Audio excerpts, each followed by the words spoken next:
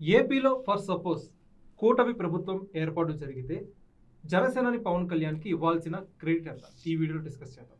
Sir, ముందుగా ఏపీలో కూటమి ఏర్పాటు తర్వాత దానికి ముందు పవన్ కళ్యాణ్ చేసిన కృషి అంతా ఇంత కాదు. బీజేపీ పెద్దలతో భేటీ నుంచి, కూటమి ఏర్పాటు నుంచి, సభలకి ప్రధాని మోదీ రావడం దగ్గర నుంచి ఈ అన్నిటి విషయంలో కూడా పవన్ కళ్యాణ్ పాత్ర ఎంతో ఉంది.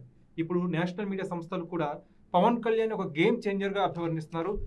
ఇండియా కూటమి ఏపీలో టీడీపీ, బీజేపీ, జనసేన కూటమిని చూసి నేర్చుకోవాలని చెప్పి చాలామంది జాతీయ మీడియా సంస్థలే పేర్కొంటున్నాయి. సో పవన్ కళ్యాణ్కి ఇవ్వాల్సిన క్రెడిట్ ఎంత, మీ అనాలిసిస్ ఏంటి? ఇక్కడ ఒకటే కార్తీక్, భావసారూప్యత అంటారు దీన్ని.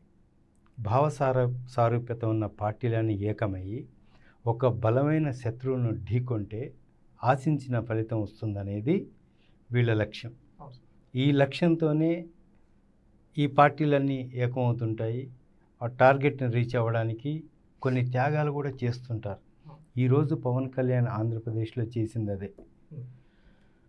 ఒక ముందుగా జగన్మోహన్ రెడ్డి వైఎస్ఆర్సీపీని ఓడించడానికి ఏ శక్తుల పునరేకీకరణ కావాలి అని ఒక ప్రాథమిక అవగాహనకు వచ్చిన తర్వాత చంద్రబాబు నాయుడు, భారతీయ జనతా పార్టీ, జనసేన, ఈ మూడు పార్టీలు కలిసి ఒక కూటమిగా ఏర్పడ్డాయి. వీళ్ళ లక్ష్యం ఏంటి? ఈ సీట్ల పంపకాలు ఏంటి? ఇవన్నీ పక్కన పెడితే ఈ మూడు పార్టీల లక్ష్యం అధికార పార్టీని ఓడించాలి. సో ఈ కోణంలో ఎవరో ఒకళ్ళ మాట ఈ మూడు పార్టీలు వినాల్సిందే. సో ఇందులో విఘ్నుడు, సుదీర్ఘ అనుభవం ఉన్న రాజకీయ నాయకుడు, ఎన్నోసార్లు పార్టీని గెలిపించాడు, ఎన్నో ఒడిదొడుకులు, సుదీర్ఘ రాజకీయ ప్రయాణం, ఇవన్నీ ఉన్న చంద్రబాబు నాయుడు భుజాల మీద కాస్త బాధ్యత ఎక్కువగానే పెట్టారు. అంటే ఇక్కడ ఏం జరిగింది? మిగతా భారతీయ జనతా పార్టీ అక్కడ లోకల్ ఆంధ్రప్రదేశ్లో కానీ, జనసేన పవన్ కళ్యాణ్ తగ్గారు కాస్త. ఎందుకంటే రాష్ట్ర ప్రయోజనాలు, ఇది స్వార్థ ప్రయోజనాలు కాదు, సొంత ప్రయోజనాలు కాదు, రాష్ట్ర ప్రయోజనాలు, రాష్ట్ర ప్రజల ప్రయోజనాల కోసం ఈ కార్యక్రమం జరిగింది. ఇక్కడ మనం చర్చించుకుంటే కనుక మొదట్లో పవన్ కళ్యాణ్ ఆశించిన స్థానాలు వేరు, ఆ తర్వాత ఫైనల్ అయిన స్థానాలు వేరు. సేమ్ భారతీయ జనతా పార్టీ కూడా అంతే. సో ఈ కోణంలోనే కొన్ని త్యాగాలు జరిగినాయి, కొన్ని రాజీ పడ్డారు, కొన్ని వదులుకున్నారు. ఇదంతా దేనికంటే బలమైన శత్రువుని ఢీకొట్టి విజయం సాధించే క్రమంలో ఇలాంటి వ్యూహాలు సర్వసాధారణం. అయితే గ్రౌండ్ రియాలిటీలో అసలు ముందుగా స్థానాలు, సీట్ల ఎంపికప్పుడు జనసేన క్యాడర్ ఆశించిన స్థానాలు 60 దాకా ఆశించారు. కానీ పవన్ కళ్యాణ్ అందరినీ షాక్కి గురి చేస్తూ 24 ఎంచుకోవడం ఒకంత అందరినీ నిరుత్సాహానికి గురి చేసింది. ఒక రకంగా చాలా మంది క్యాడర్ జనసేనకు దూరం అయిపోయారు. ఫర్ ఎగ్జాంపుల్ పోతిన మహేష్ చూసుకుంటే ఆయన సీట్ రాలేదని చెప్పి జనసేనకు విడిచిపెట్టి వైసీపీలో జాయిన్ అయ్యారు. ఇలాంటి నేతలు ఎంతోమంది జనసేనని విడిచిపెట్టి వెళ్ళిపోయారు. కానీ పవన్ కళ్యాణ్ తాను నమ్మిన వ్యూహమే వర్కౌట్ అవుతుందని చెప్పి మొదటి నుంచి ఆశాభావం వ్యక్తం చేస్తున్నారు. ఇప్పుడు ఎగ్జిట్ పోల్స్లో కూడా చాలా వరకు కూటమికి అనుకూలంగా రావడానికి కూడా ఈ యాంటీ ఇన్కంబెన్సీ ఓటు వీళ్ళకి పడేలాగా చేసుకున్నాడు పవన్ కళ్యాణ్. సో నిజంగా ఒక గేమ్ చేంజర్గా మనం అభివర్ణించవచ్చు పవన్ కళ్యాణ్. ఖచ్చితంగా. ఏంటంటే ఫస్ట్ వీళ్ళు కూటమిలో ఆశించిన స్థానాలు వేరు.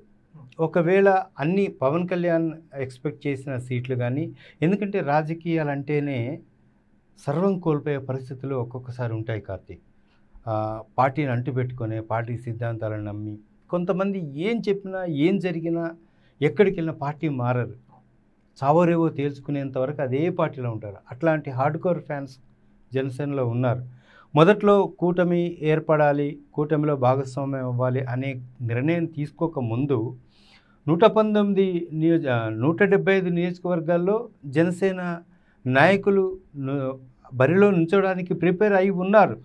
వాళ్ళ ఆస్తులని తనఖా పెట్టో, లేకపోతే అమ్ముకోనో, లేకపోతే అప్పు తెచ్చుకోనో, ఏదో ఒకటి ఈసారి ఎన్నికల్లో నిలబడాలి, జనసేన అధినేత పవన్ కళ్యాణ్ మనల్ని గెలిపించుకుంటారు అనే కోణంలో చాలామంది ప్రిపేర్ అయి ఉన్నారు. ఈ తరుణంలో చాలా వరకు కూడా రాజకీయ ఒడిదొడుకులు ఎదుర్కొంటారు, కష్టాలు, కన్నీళ్ళన్నీ ఉంటాయి. సో ఈ పరంపరలో చాలా వరకు ఆశలు పెట్టుకున్న వాళ్ళ ఆశలన్నీ కూడా ఒక రకంగా అడియాసలే. ఎందుకంటే పవన్ కళ్యాణ్ సుదీర్ఘకాలంగా కూడా వాళ్ళు రాజకీయాల్లో ఉంటారు. ఒక నాయకుడిని నమ్మి ఒక ఒడ్డున చేరుస్తాడు ఈ నాయకుడు అనే ఒక నమ్మకంతో పార్టీలో ఉంటారు. రోజులు నెట్టుకొస్తుంటారు. ఆ, ఆ, పార్టీ ఖర్చును కూడా భరిస్తుంటారు తెర వెనుక. అది కనపడని ఖర్చు, చాలా భారంతో కూడుకున్న ఖర్చు. అయినా సరే అవన్నీ భరిస్తూ ఉంటారు. ఈ నేపథ్యంలో నువ్వు పోటీ చేయట్లేదు ఈ కాన్స్టిట్యున్సీ నుంచి అని అనుకుంటే కనుక చాలా ఇబ్బందికర పరిస్థితులు ఎదురవుతాయి. ఇలాంటి వాళ్ళందరినీ పవన్ కళ్యాణ్ కన్విన్స్ చేసి రేపొద్దున మన ఉమ్మడి లక్ష్యం ఒకటే కాబట్టి కొన్ని త్యాగాలు చేయాల్సి ఉంటుంది. రేపొద్దున అధికారం వచ్చిన తర్వాత మళ్ళీ పరిస్థితి ఇప్పుడున్న పరిస్థితులకు భిన్నంగా ఉంటుందని వాళ్ళకు మనోస్థైర్యం నింపి, ఏదైతే కూటమి ధర్మానికి కట్టుబడి ఆయనకి ఇచ్చిన స్థానాలు ఇన్ని సీట్లలో అయితే కంఫర్టబుల్గా ఉంటుంది అని ఏదైతే చంద్రబాబు చెప్పాడో దానికి అగ్రి అయ్యి రాజకీయాల్లో ఒక ముందడుగు వేసిన పరిస్థితి ఈరోజు పవన్ కళ్యాణ్ కనిపిస్తుంది. సో ఓవరాల్గా పవన్ కళ్యాణ్కి ఇవ్వాల్సిన క్రెడిట్ ఎంత అనే విషయంపై సోషల్ మీడియాలో పెద్ద చర్చ నడుస్తుంది. సో దానిపై ఇది one India analysis. Thank you.